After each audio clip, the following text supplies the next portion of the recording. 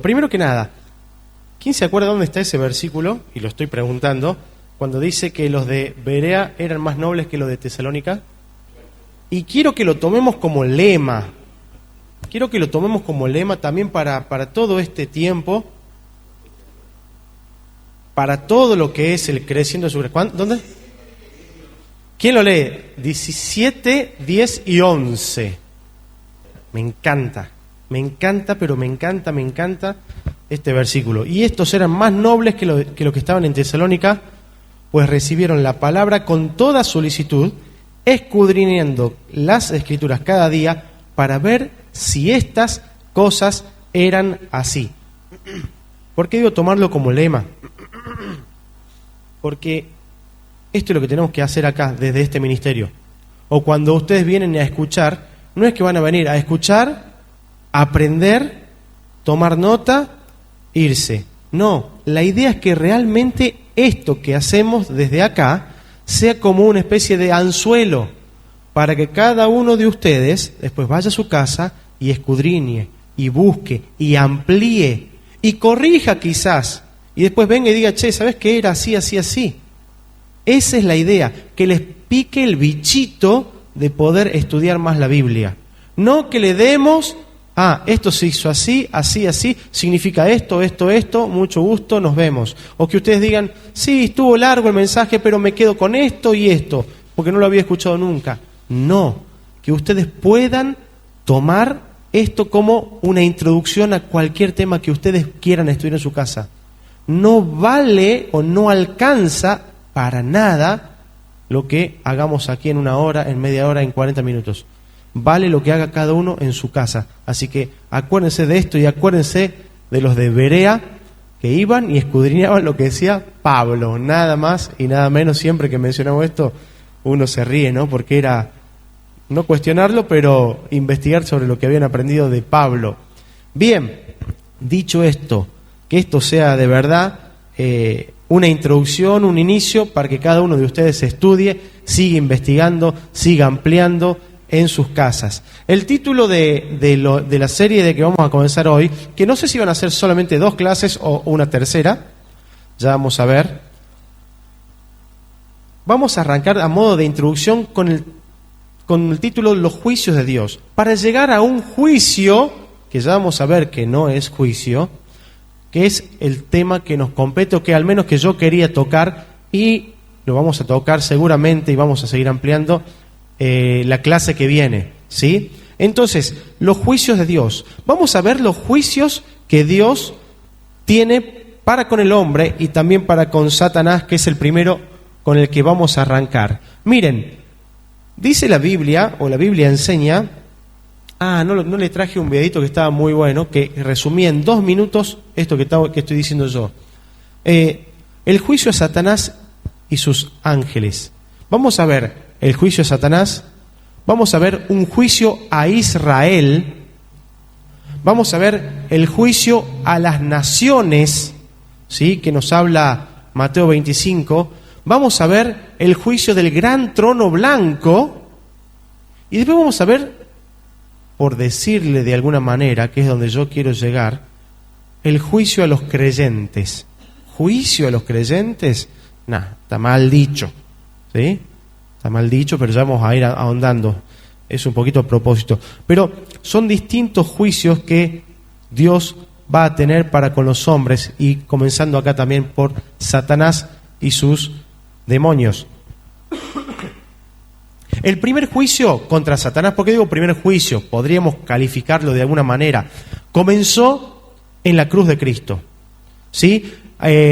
Satanás recibió una promesa o una advertencia, o ¿sería así la palabra? Advertencia, no sé si la palabra amenaza, pero sí una advertencia, una condenación, una promesa de condenación allí en el Edén. ¿Se acuerdan que decía eso? Y sí les pido que me interrumpan, que acoten, que opinen, que nos metamos, que mezclemos. Yo voy a ir haciendo preguntas. ¿Qué le dijo Dios al diablo en el Edén? ¿Sí? ¿Se acuerdan? Después que tentó a Eva, ¿qué le dijo Dios a la serpiente? Porque le habló al hombre que iba con el sudor de su frente, iba a comenzar a trabajar. Le habló a la mujer, entre otras cosas, le dijo que iba a tener dolores de parto cuando tenga hijos, y después señaló a la serpiente y le dijo algo. Sí, exacto. ¿Y qué iba a hacer la serpiente con la simiente? Que le iba a morder. ¿Y qué iba a hacer el hombre? Esa simiente. Iba a pisar la cabeza. Ahí le está diciendo, ¿sabes qué, Satanás? Te voy a derrotar. Te voy a tener que matar. Te voy a tener que derrotar. Te voy a pisar la cabeza. ¿Cuándo se cumple esa amenaza, promesa en la cruz de Cristo? Con la resurrección. Podemos decir entonces que cuando hablamos de un juicio a Satanás, con la resurrección de Cristo, cae un juicio sobre Satanás y sus demonios. Son condenados, allí son condenados. ¿Sí? Cristo condena, y lo dice Colosenses 2:15. ¿Quién lo lee? Ahí está. Los exhibió. Todo potestado, todo principado, todo demonio, todo Satanás fue expuesto en la cruz. Cuando Cristo resucitó, entonces aparece el primer juicio contra Satanás. Pero avanzamos y aparece una segunda condena que se da cuando termina la gran tribulación. Cuando viene Cristo en su segunda venida, y vamos a hablar muchísimo de esto, y tenemos que tener más o menos claro en los tiempos, después de la gran tribulación, Cristo viene en su segunda venida, y a ver, 3 características entre el arrebatamiento y segunda venida que me puedan decir. 3 diferencias, solamente 3 diferencias entre segunda venida y el arrebatamiento. ¿En cuál no pisa la tierra? En el arrebatamiento dice que viene sobre las nubes, en la segunda venida dice que viene sobre el monte. ¿Segunda? No, que en una lo van a ver todos, no, en el arrebatamiento no va a venir de forma invisible. Sí, vamos a escuchar trompeta, pero va a venir de forma invisible. Solamente nosotros los creyentes lo vamos a ver. Segunda venida va a venir de forma visible. Y ahí se me viene ocurriendo la tercera fácil. Pista, en una viene sin y en la otra viene con. ¿Cómo? Exacto, uno viene solo a buscar a su iglesia y en la otra viene con su iglesia. Bueno, en esa segunda venida, cuando viene con su iglesia, cuando viene sobre el monte, cuando viene con todo, que todos le van a ver, dice la Biblia que va a derrotar al falso profeta y al anticristo y los va a echar al infierno, al lago de fuego. Y allí va a ser la primera vez que un ser creado va a llegar al infierno. ¿Sí? Es la primera vez que un ser va a ser arrojado. De alguna forma podemos decir que el que inaugura el infierno es el falso profeta y el anticristo. Esta podríamos llamar un segundo juicio, ¿sí?, a los demonios. ¿Sí? ¿Estamos hasta ahí? Pero avanzamos. Sí, dale. No es el diablo. No es el diablo, ¿sí? Acuérdense que forman una trinidad. Gracias, Jorge.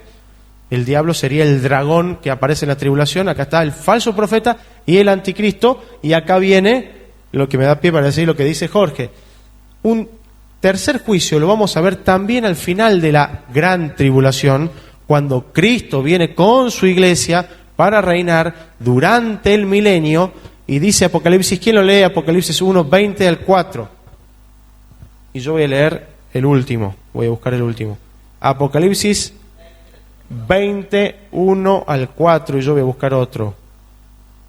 Y dice que lo prendió al dragón, la serpiente antigua, que es el diablo y Satanás, aclara todo, que no estaba en el infierno todavía, como bien dijo Jorge, sino que lo agarró, lo ató y lo pone en una especie de cárcel durante 1000 años, que va a ser ese reinado glorioso de paz de Jesucristo. Podemos decir entonces que es un tercer juicio a lo que es el satanismo, en este caso a Satanás. Y aparece el último versículo, ¿sí?, el versículo 7, que dice lo siguiente, y aparece de alguna forma el juicio final. Dice, cuando los 1000 años se cumplan, pueden interrumpir por favor, ¿no?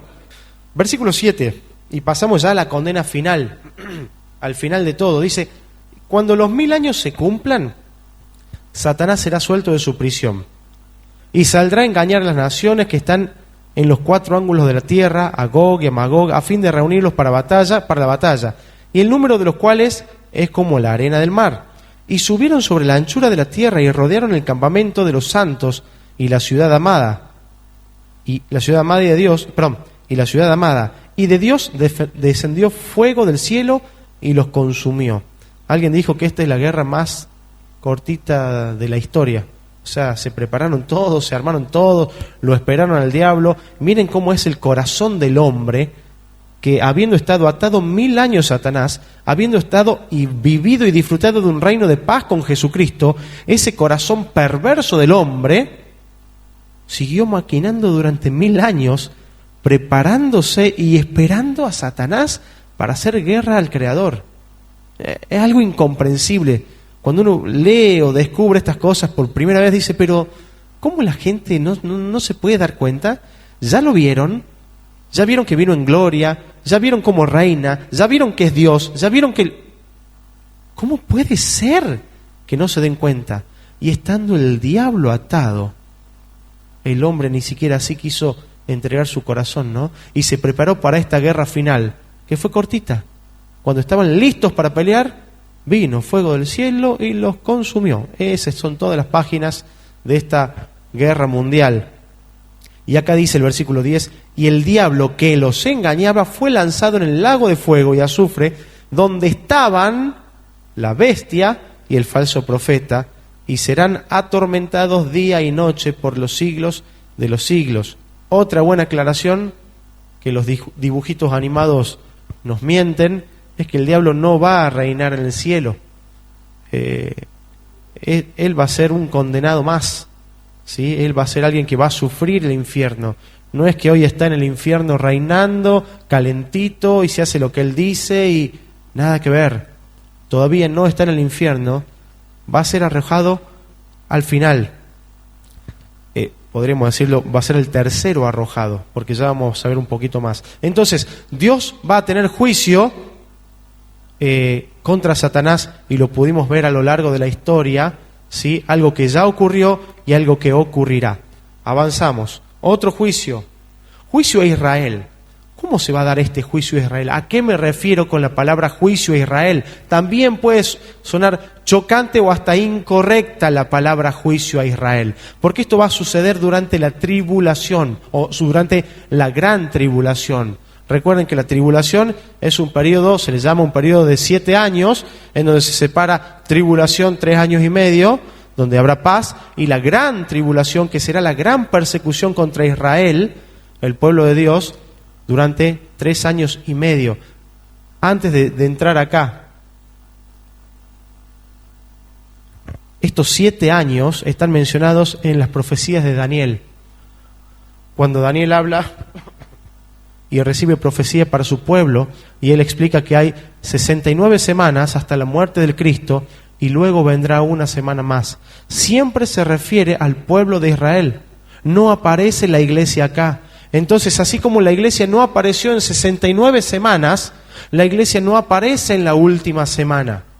¿Sí? Algo para tener en cuenta. Algo para tener en cuenta.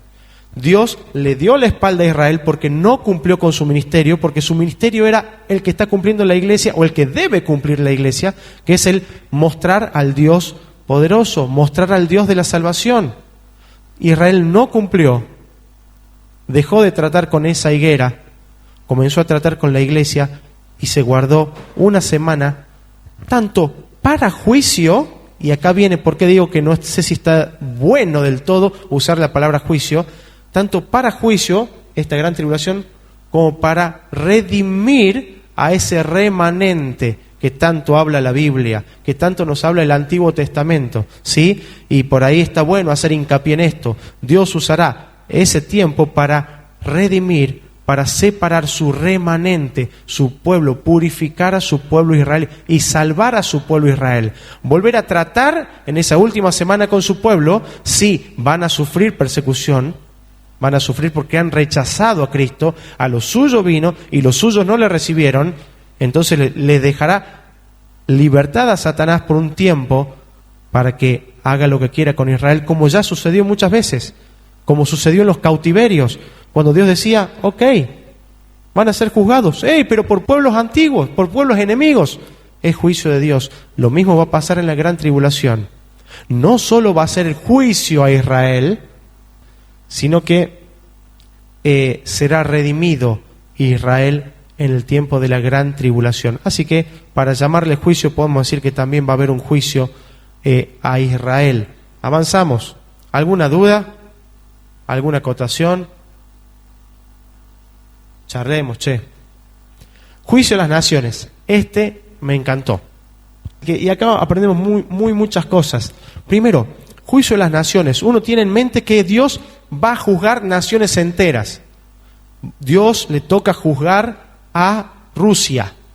Va a juzgar a la nación rusa. Dios le toca juzgar a la nación de tal. Dios, no. La palabra naciones se refiere simplemente a la traducción es gentiles. Juicio a los gentiles. ¿Qué gentiles? Porque esto también es importante. Miren, esto primero va a ocurrir en la segunda venida de Cristo. ¿Estamos de nuevo? Viene el arrebatamiento, la iglesia se va con Cristo, viene la gran tribulación, termina la gran tribulación donde Cristo vuelve con sus santos, ¿sí? Derrota, vimos recién, ¿a quién derrotaba? ¿Al diablo o a quién? A ver si tuvimos... ¿Y a quién más? Y al anticristo, ¿se acuerdan? Ahí, fin de la tribulación, derrota al falso profeta anticristo, y ahí también viene este juicio de las naciones. ¿A quién va a juzgar? Será un juicio de los gentiles, ¿ok? ¿Qué gentiles? ¿Qué gentiles va a juzgar? Va a juzgar a los gentiles que ayudaron o no ayudaron, y lo vamos a leer, por favor vayan abriendo Mateo 25, que ayudaron o no ayudaron al pueblo de Israel durante la gran tribulación. Este es el juicio de las naciones. Vamos a Mateo 25, así lo dejamos más clarito, leemos.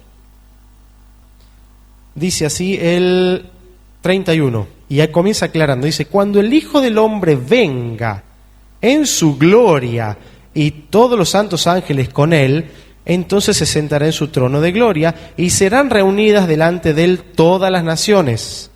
Insisto con esto, todas las personas gentiles, ¿sí? Y apartará los unos de los otros como aparta el pastor las ovejas de los cabritos. Pondrá las ovejas a su derecha y los cabritos a su izquierda. Entonces el rey dirá a los de su derecha, venid, benditos de mi Padre, heredad del reino preparado para vosotros desde la fundación del mundo. Porque tuve hambre, escuchen esto, porque tuve hambre y me disteis de comer, tuve sed y me disteis de beber, fui forastero y me recogisteis, estuve desnudo y me cubristeis, enfermo y me visitasteis, en la cárcel y vinisteis a mí. Entonces los justos les responderán diciendo, Señor, cuando te vimos hambriento y te sustentamos, o sediento te dimos de beber, y cuando te vimos forastero y te recogimos, o desnudo te cubrimos, o cuando te vimos enfermo o en la cárcel vinimos a ti. Y respondiendo el rey les dirá, de cierto os digo, escuchen esto, que cuanto lo hicisteis a uno de estos mis hermanos más pequeños, a mí lo hicisteis. ¿Quiénes son sus hermanos más pequeños? Los judíos, los de su pueblo Israel, los que estaban sufriendo y padeciendo persecución en la gran tribulación. En la gran tribulación van a haber 144.000 misioneros, 144.000 judíos que van a recibir de parte de Dios este mensaje y van a ser los encargados de predicar. ¿Se acuerdan que dije, Dios vuelve a tratar con Israel y les va a hacer cumplir el destino para lo que Él los creó? Entonces, estos 144.000 tienen que evangelizar a todo el mundo en un tiempo de horror, de terror, de gran tribulación. Estos 144.000 judíos van a predicar el Evangelio. Y en eso se van a salvar o van a creer en Cristo muchos gentiles y otros judíos. Entonces habrá una gran persecución contra el pueblo de Dios, el pueblo de Israel. Y acá es donde viene todo esto, que Dios trata con estos gentiles y les dice, ustedes que creyeron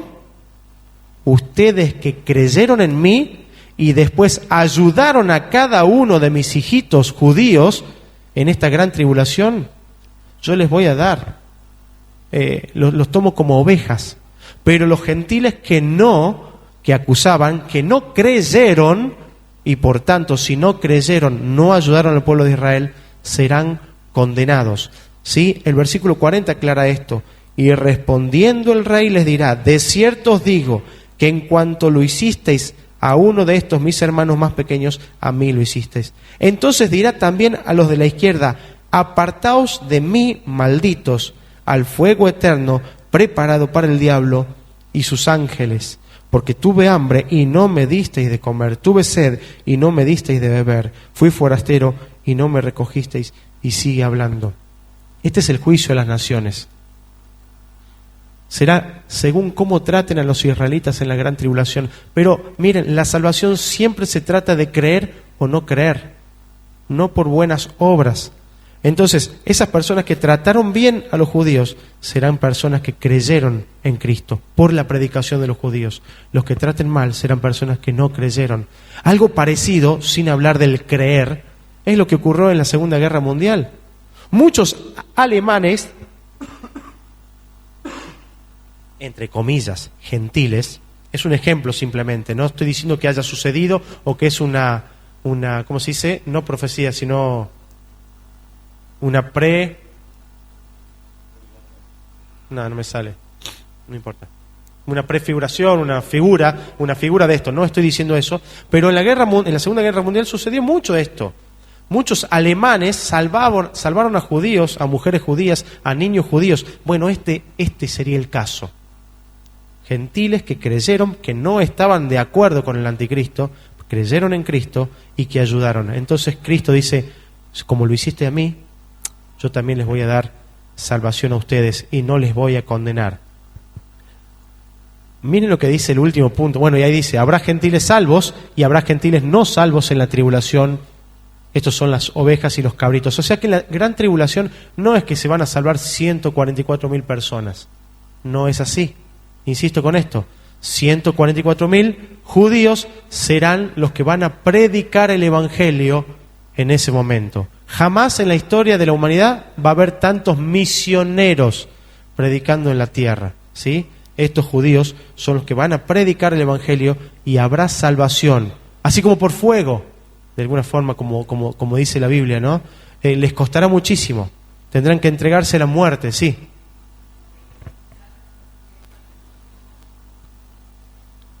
Estos que se salvan, sí entran al milenio, exactamente. Los de la tribulación, porque también resucitan después los del Antiguo Testamento, exactamente. Tanto los de la tribulación como los del Antiguo Testamento entran al milenio, exactamente. No como iglesia, es más,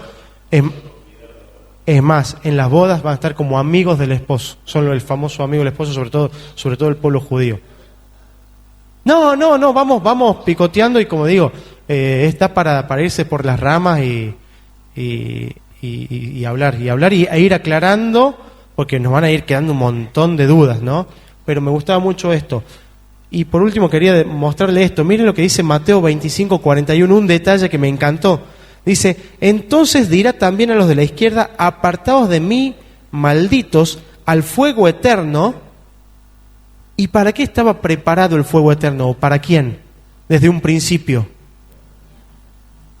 Para el diablo y sus ángeles y sus demonios. El infierno nunca estuvo preparado para el hombre en su plan, en el plan de Dios. ¿Se entiende eso? Por eso pongo ahí un plan de amor. El infierno nunca estuvo pensado para el ser humano. Porque ¿cuál es la voluntad de Dios? Que ninguno se pierda. Esa siempre fue la voluntad de Dios. Y el infierno siempre estuvo pensado para el diablo y sus ángeles. Lamentablemente, la persona que da la espalda a Cristo también irá allí y lo vamos a ver ahora. ¿Alguna duda sobre esto? Exactamente. Exactamente. Repito lo que dice Jorge, por los que no escucharon. Cuando uno habla de la predestinación, los que no creen en esto dicen, no, pero ¿cómo puede ser que Dios predestine para condenación? Bueno, y acá está aclarando la Biblia justamente eso, que en el plan de Dios, el plan de amor de Dios desde el principio, es que ninguno se pierda, y el infierno estaba preparado para el diablo. Algo para meter un bocadillo, simplemente un paréntesis. Vamos a Mateo 24, porque esto también uno va leyendo y dudas que uno puede tener. A ver, ¿dónde estaba esto? Sí, versículo 29. Miren cómo nos puede confundir cuando no ponemos en contexto. Y vamos a lo mismo. En el Antiguo Testamento, la Biblia no habla de la iglesia. En el Antiguo Testamento, la Biblia no habla de la iglesia. De hecho, después Pablo, en Efesios, en Colosenses, habla que la iglesia es un misterio que había sido revelado, y se lo habían revelado a Pablo. ¿Sí? Acuérdense de esto. La iglesia fue un misterio hasta que vino el Espíritu Santo en Pentecostés. Hasta allí, la iglesia, nada. Lo máximo que había dicho Jesús aquí en la tierra era, ámense los unos a los otros, porque en esto conocerán que, ¿sí? Yo soy el Señor, y en esto conocerán que, etcétera, etcétera, etcétera. Es lo máximo. Ámense los unos a los otros. Sean unidos como yo y el Padre. Lo máximo, pero sin mencionar iglesia. ¿Sí? Jesús no hablaba de la iglesia, pero acá en Mateo 24, escuchen esto, dice, el título ya dice, venida del Hijo del Hombre. E inmediatamente después de la tribulación, versículo 29. Esto es un paréntesis, nada que ver con esto de los juicios, pero me llamó la atención. Dice 24, 29 de Mateo, e inmediatamente después de la tribulación de aquellos días, el sol se oscurecerá y la luna no dará su resplandor, y las estrellas caerán del cielo y las potencias de los cielos serán conmovidas. Entonces aparecerá la señal del Hijo del Hombre en el cielo, y entonces lamentarán todas las tribus de la tierra y verán al Hijo del Hombre viniendo sobre las nubes del cielo. O sea, pero me está mezclando todo. No dijimos que las nubes eran el arrebatamiento, pero que el verán será. Esto es entonces después de la tribulación, porque lo verán. ¿Sí? Estamos parados de nuevo ahí. Venida del Hijo del Hombre. Es la segunda venida. Cuando está tratando con Israel, el arrebatamiento es para la iglesia. La segunda venida es para Israel. Entonces Jesús está hablando a los judíos, no está hablando con la iglesia viene después en Pentecostés.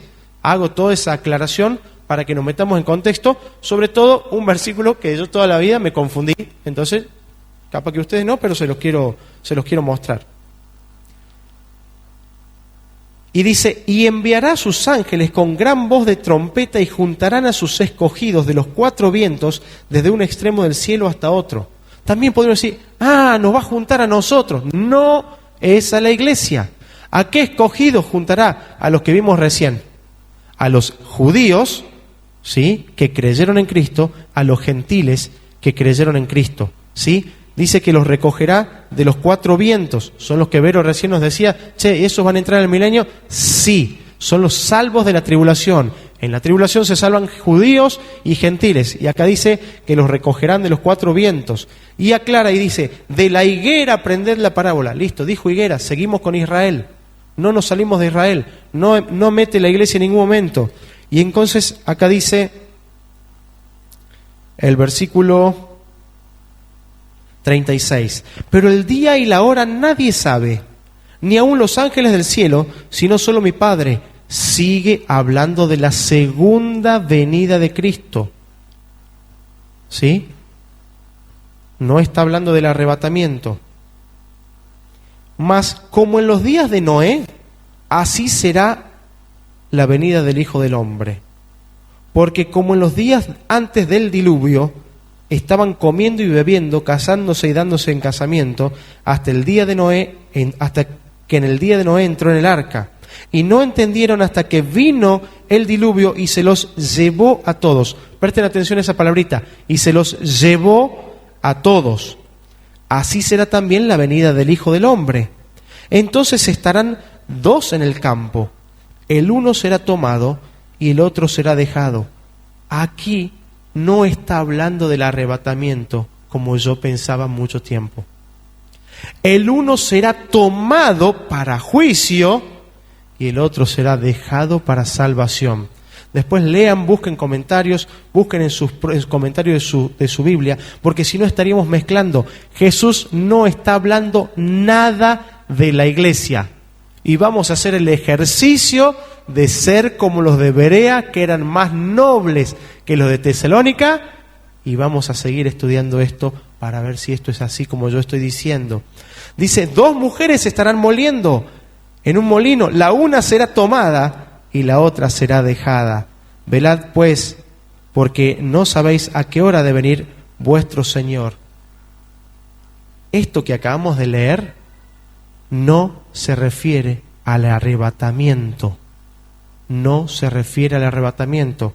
Comienza diciendo, e inmediatamente después de la tribulación de aquellos días, y habla que lo vieron en gloria, y habla que esto, y habla de que aquello, habla de Israel, y después de eso sigue hablando del juicio a las naciones.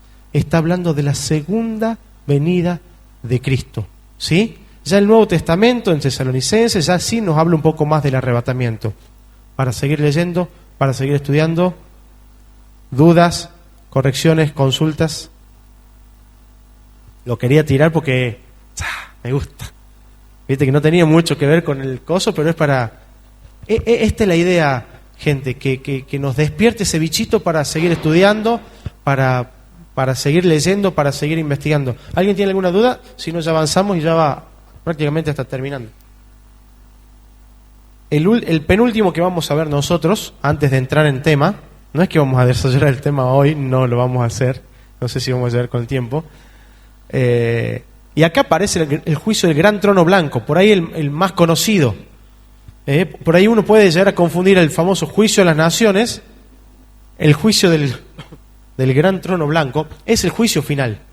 Con este sí termina todo, ¿sí? Este juicio, como dice ahí, se dará al final del milenio. Vamos abriendo Apocalipsis 20 porque también es clarísimo, escueto pero clarísimo. Estamos viendo los juicios de Dios para llegar al juicio a los creyentes. Si realmente hay un juicio a los creyentes, o vamos a aclarar un poquito de qué se trata. Le puse la palabra juicio.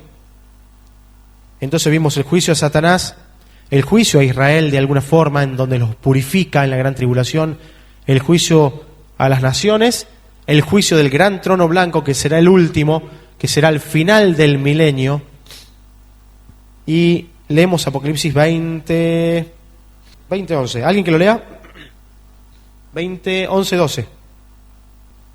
Antes de seguir. O involucrándonos. Cuando dice, y vi en pie ante Dios, vi a los muertos, grandes y pequeños, de pie ante Dios. Acá va a haber una resurrección. ¿Una resurrección de quiénes? De todas las personas de la humanidad, de la historia, que jamás creyeron en Jesucristo. ¿Sí? Aquí van a resucitar recién al final para ser juzgado por Dios. Y allí es donde Dios, y lo vamos a seguir leyendo, o si lo quieren seguir leyendo más adelante, va a abrir sus libros, dice, y el libro de la vida, y se va a fijar si están inscriptos o no, si están anotados o no, y verá todas las obras de estos hombres, desde Adán hasta el final del milenio. Todos los que hayan muerto sin Cristo van a resucitar para ser condenados. Una característica de esto es un juicio en donde solamente habrá condena al pecador. No va a ser un juicio para decir, vos sí, vos no, vos te salvaste, vos no te salvaste. No, eso ya sucedió. ¿Sí? Sucedió con algunos solamente en el juicio de las naciones, como vimos, ¿sí? Que se juzgó a esos gentiles de la tribulación. Acá resucitan toda la humanidad sin Cristo para ser condenada. Pero me está faltando algo de comentarles. ¿Cuándo resucitaron? ¿Cuándo resucitaron o cuándo van a resucitar, por ejemplo, los creyentes del Antiguo Testamento? los del pueblo de Israel, al final de la tribulación. Lo mencionamos al pasar, ¿sí? Para disfrutar ahí de las bodas del Cordero. Al igual cuando esos de esos gentiles que fueron salvos, allí también van a resucitar los del Antiguo Testamento, ¿sí? El amigo del esposo, desde Juan el Bautista, podemos decirlo, hacia atrás, hacia Abraham, hacia Adán, todos los que creyeron en Cristo ya resucitarán, ¿sí? Pero acá va a haber un juicio de condenación, ¿sí? Sigamos leyendo porque es cortito. Dice el 13: y el mar entregó los muertos que había en él, y la muerte y el Hades, ahí se dan cuenta, son todos pecadores. Entregaron los muertos que había en ellos y fueron juzgados cada uno según sus obras. La muerte y el Hades fueron lanzados al lago de fuego. Esta es la muerte segunda. Y los que no se halló inscritos en el libro de la vida fueron lanzados al lago de fuego. En donde estaba, ¿quiénes estaban? Los dos primeros, ¿quiénes eran? El tercero fue Satanás, y ahora, lamentablemente, por fin, todos los condenados, todas las personas que no creyeron en Cristo. Este es el juicio del gran trono blanco. Estos son 4 juicios que tendrá Dios para con hombres y con Satanás. ¿Algo para acotar de esto? ¿O algo para acotar de lo que dije recién? Avanzamos y nos metemos en la intro de nuestro tema. Tocaremos 10 minutos nada más. Vimos estos juicios. Te di la cara. Y acá viene lo que yo puse a propósito como juicio a los creyentes. Juicio a los creyentes, no va a haber un juicio a los creyentes, pero sí se van a juzgar las obras de los creyentes. Eso sí es correcto decirlo.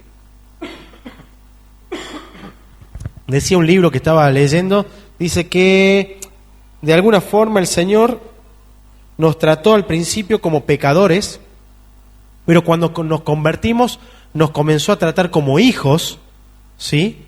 Pero en el cielo, cuando nos enfrentemos y comparezcamos ante Él, como lo vamos a leer acá, nos tratará como administradores. ¿Cómo hemos administrado nuestra vida cristiana? ¿Cómo hemos administrado nuestra salvación? Dice 2 Corintios 5:10, las dos referencias que hablan del tribunal de Cristo, y este va a ser el temita que vamos a desarrollar un poquito también la clase que viene. Dice, porque es necesario que todos nosotros, miren dónde estamos parados ahora, Nuevo Testamento. ¿Quién escribe? Pablo. ¿A quién escribe? A la iglesia. Nos olvidamos de todo lo que vimos recién. Siempre es muy importante saber dónde estamos parados y de qué tema está tratando. Porque es necesario que todos nosotros comparezcamos ante el tribunal de Cristo para que cada uno reciba según lo que ha hecho mientras estaba en el cuerpo, sea bueno o sea malo. Eso me da una cosita, si va a haber algún tipo de orden de mérito, o si es esto o aquello, o si no lo sabemos, ¿sí? Pero ahí está diciendo, reciba cada uno según lo que ha hecho, ¿sí? Está hablando de su obra, ahí hablan de hechura, ¿sí? De lo que ha hecho. ¿Quién me lee Romanos 14:10? Ahí habla de nuevo, todos compareceremos ante el tribunal de Cristo, menciona el tribunal de Cristo. Y es tribunal de Cristo, es un lugar de premiación más que de juicio, más que de condena, más que es un lugar de premiación, el tribunal Bema, y está relacionado a aquellos atletas que llegaban a la carrera, ese podio, ¿sí?, en donde se le entregaba la medalla a los corredores, a los atletas, en donde eran premiados según haya salido primero, segundo o tercero. Esa es la idea del tribunal de Cristo. Eso es lo que vamos a disfrutar los creyentes allí en el cielo. De eso es lo que vamos a participar los creyentes allá en el cielo. Después vamos a ver un poquito más, si lo vamos a disfrutar o no lo vamos a disfrutar, ¿sí? No sé si la palabra es disfrutar, pero pasa la que sigue. Ahí está. Por ejemplo, ahí. 2 Timoteo 4:7 dice: he peleado la buena batalla, he acabado la carrera, he guardado la fe. Por lo demás me está guardada la corona de justicia, la cual me dará el Señor, juez justo, en aquel día. ¿En qué día? En el tribunal de Cristo. El siguiente dice: prosigo a la meta, al premio del supremo llamamiento en Cristo. ¿Se le ocurre algún versículo más? Porque había muchos versículos más.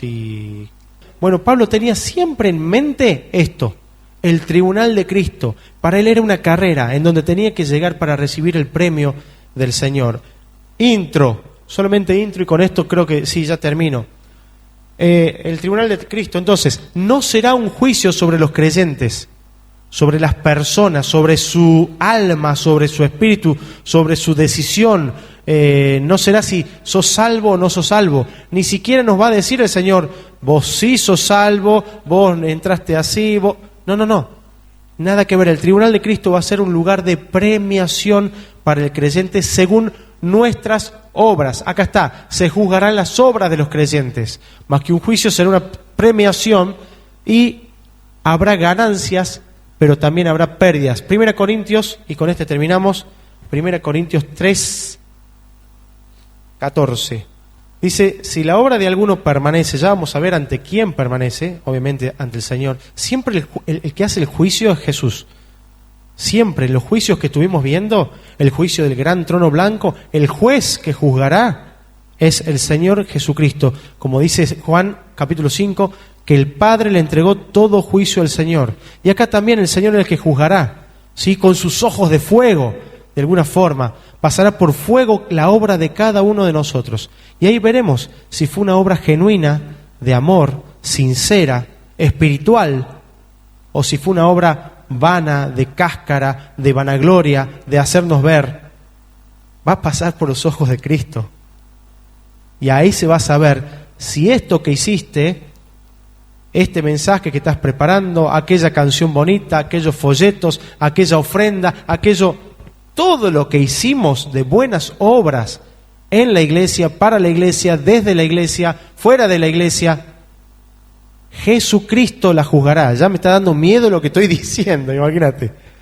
El temor que uno tiene, pensar que cada cosa que nosotros hacemos como genuina y que nos gusta a veces, y decimos qué lindo que estuvo, y mira el evento y qué bueno que estuvo, va a pasar por el Señor Jesús, y Él va a decidir si habrá pérdida o si habrá recompensa. Dejo allí, no me meto con los materiales, que ya lo vamos a ver un poquito y vamos a enumerar cuántas obras puede tener el creyente o puede hacer el creyente en su vida. Y después termina diciendo el versículo: pero, ¿cómo dice? ¿Se salvará como por fuego? Bien, si la obra de alguno se quemare, dice, será salvo. Acá no está en tela de juicio la salvación. Gracias, 1 Corintios, por aclararlo, o don Pablo por aclararlo. No está hablando de la salvación, no está hablando del alma. Dice, se va a salvar, pero por fuego.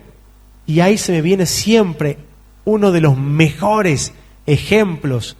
Yo creo que el Señor tuvo tanta misericordia de todos nosotros, no solamente de ese ladrón en la cruz. Ese fue un caso de que fue salvado como por fuego. Porque dice, ¿qué significa salvado como por fuego? Y te salvaste así, arañando. Ese tipo, ese ladrón en la cruz, ni siquiera tuvo obras. No se le va a quemar nada, porque ni siquiera tuvo obras para hacer, no tuvo tiempo. Pero qué bueno saber que ese hombre es un hijo de Dios, que ese hombre está en el cielo, el mismo día. De cierto que le digo que hoy estarás conmigo en el paraíso. Y no hizo ninguna obra y se salvó. Y no fue bautizado y se salvó.